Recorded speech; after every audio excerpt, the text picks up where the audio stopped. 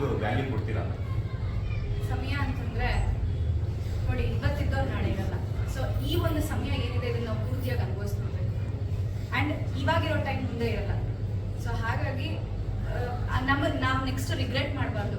ಅಯ್ಯೋ ಆ ಟೈಮ್ನ ನಾನು ವೇಸ್ಟ್ ಮಾಡಿಬಿಟ್ಟೆ, ಆ ಟೈಮಲ್ಲಿ ನಾನು ಏನೂ ಮಾಡಲಿಲ್ಲ, ಅದಿದ್ದಿದ್ರೆ ಆ ಟೈಮಲ್ಲಿ ನಾನು ಏನಾದ್ರು ಮಾಡಿದಿದ್ರೆ ಇವತ್ತು ಹಿಂಗೆ ಆಗ್ತಾ ಇರಲಿಲ್ಲ ಅನ್ನೋ ರಿಗ್ರೆಟ್ ಮಾಡಬಾರ್ದು. ಅಂತಂದ್ರೆ ಸಮಯ ತುಂಬಾ ಇಂಪಾರ್ಟೆಂಟ್ ಆಗುತ್ತೆ.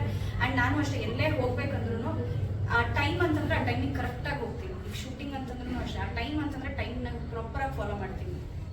ನಾನು ಫಾಲೋ ಮಾಡ್ತೀನಿ, ಹಾಗೆ ನನ್ನ ಜೊತೆಲಿರೋರು ಅದನ್ನು ಫಾಲೋ ಮಾಡಬೇಕು ಅಂತ ಎಕ್ಸ್ಪೆಕ್ಟ್ ಮಾಡ್ತೀನಿ. ಅದು ಮಾಡಿಲ್ಲ ಅಂತ ಸಿಟ್ಟು ಬಂದ್ಬಿಡುತ್ತೆ ನನಗೆ.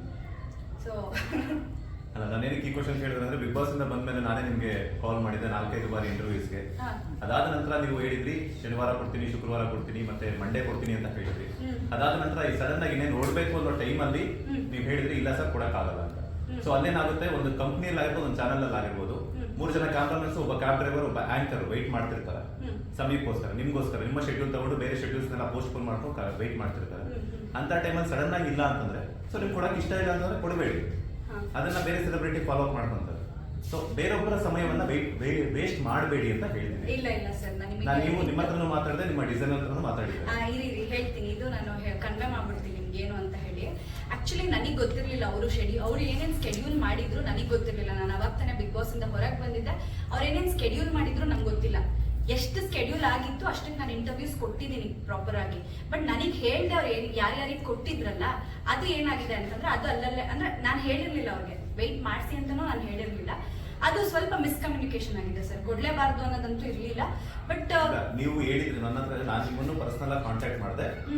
ಶುಕ್ರವಾರ ಅಂತ ಹೇಳಿದ್ರಿ, ಶನಿವಾರ ಅಂತ ಹೇಳಿದ್ರಿ, ಅಂಡ್ ಮನೆ ಹತ್ರನೂ ಕೂಡ ನಾನು ಬಂದು ವಾಪಸ್ ಹೋಗಿ ಮನೆ ಹತ್ರ ಬಂದು ವಾಪಸ್ ಹೋಗಿ ಇಲ್ಲ ಸರ್ ಇವತ್ತು ಕೊಡಕ್ ಆಗಲ್ಲ ಅಂತಾನು ಹೇಳಿದ್ರಿ. ನಾನು ಹೇಳಿದ್ನ ನೀವೇ ಹೇಳಿದ್ರಿ. ನಾನು ಕಾಲಲ್ಲಿ ಮಾತಾಡಿದ್ದೆ. ಸಂಜೆ 7 ಗಂಟೆಗೆ ಬಂದಿದ್ದೆ ನಾನು. ಸಂಜೆ 7 ಗಂಟೆಗೆ. ಸೊ ಅದಕ್ಕೆ ನಾನು ನನ್ನ ಇಂಟೆನ್ಷನ್ ಡಿಸೈನರ್ ಇರ್ಬೇಕು ಸರ್. ಅಲ್ಲ ಇಲ್ಲ ನಿಮ್ಮ ಹತ್ರನೇ ಮಾತಾಡಿದ್ದೆ. ಪರ್ಸನಲ್ ನಾನು ನಿಮ್ಮ ಹತ್ರನೇ ಮಾತಾಡಿದ್ದೆ. ಸೊ ನನ್ಗೆ ಏನಂತಂದ್ರೆ ಕೊಡಕ್ಕೆ ಇಷ್ಟ ಇಲ್ಲ ಬೇಡ. ಬಟ್ ಏನಂತಂದ್ರೆ ಬೇರೊಬ್ಬರ ಸಮಯ, ಯಾಕಂದ್ರೆ ಈಗ ಒಬ್ಬ ಸೆಲೆಬ್ರಿಟಿ ನಾವು ಫಾಲೋ ಅಪ್ ಮಾಡ್ಕೊಂಡಿರ್ತೀವಿ ಅಂತಂದ್ರೆ ಅಲ್ಲಿ ಬೇರೊಬ್ಬರ 5 ಜನ ವ್ಯಾಲ್ಯೂ. ಐ ಅಗ್ರಿ ದಟ್ ನಾನು ಇಲ್ಲ ಅಂತ ಹೇಳಲ್ಲ. ಬಟ್ ಬಿಗ್ ಬಾಸ್ ಇಂದ ಬಂದ ಹೊಸದ್ರಲ್ಲಿ ಸುಮಾರು ಜನಕ್ಕೆ ಇಂಟರ್ವ್ಯೂಸ್ ಕೊಟ್ಟಿದ್ದೀನಿ. ನೀವುಗಳೇ ನೋಡಿರ್ಬೋದು ನಾನು ಎಷ್ಟು ಜನಕ್ಕೆ ಇಂಟರ್ವ್ಯೂಸ್ ಕೊಟ್ಟಿದ್ದೆ ಅಂತ. ಲೈಕ್ ಅದಲ್ಲದೆ ಬೇರೆ ಬೇರೆ ಕೆಲಸಗಳು, ನಂದೇನೇನೋ ಪರ್ಸನಲ್ ಕೆಲಸಗಳು ಸ್ವಲ್ಪ ಲೈನ್ ಅಪ್ ಆಗಿತ್ತು ಆ ಟೈಮಲ್ಲಿ. ನಿಮಗೆ ಕೊಡ್ಲೇಬಾರ್ದು ಅನ್ನೋ ಇಂಟೆನ್ಷನ್ ಅಂತೂ ಖಂಡಿತ ಇಲ್ಲ.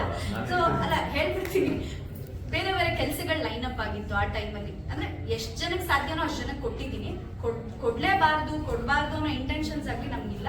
ಬಟ್ ಏನಾಗಿದೆ ಅಂತಂದ್ರೆ ಕೆಲವೊಂದು ನನಗೆ ಪರ್ಸನಲ್ ಕೆಲಸಗಳಿದ್ದಾಗ ಅಲ್ಲೆಲ್ಲೋ ಮಿಸ್ ಆಗಿರ್ಬೇಕು. ಬಟ್ ಇಂಟೆನ್ಷನಲಿ ನಿಮಗೆ ಇಂಟರ್ವ್ಯೂ ಕೊಡಬಾರ್ದು ಅಂತ ಹೇಳಿ ಅನ್ನೋದಂತೂ ಖಂಡಿತ ಇಲ್ಲ. ಅಂಡ್ ಇನ್ಫ್ಯಾಕ್ಟ್ ನೀವೇನಾದ್ರೂ ನಮ್ಮ ಮನೆ ಮುಂದೆ ಬಂದಿದ್ದೀರಾ ಅಂತ ಗೊತ್ತಿದ್ರೆ ಖಂಡಿತ ನಾನು ಮೇಲ್ ಕರ್ತಿರ್ತಿದ್ದೆ ನಿಮ್ನ.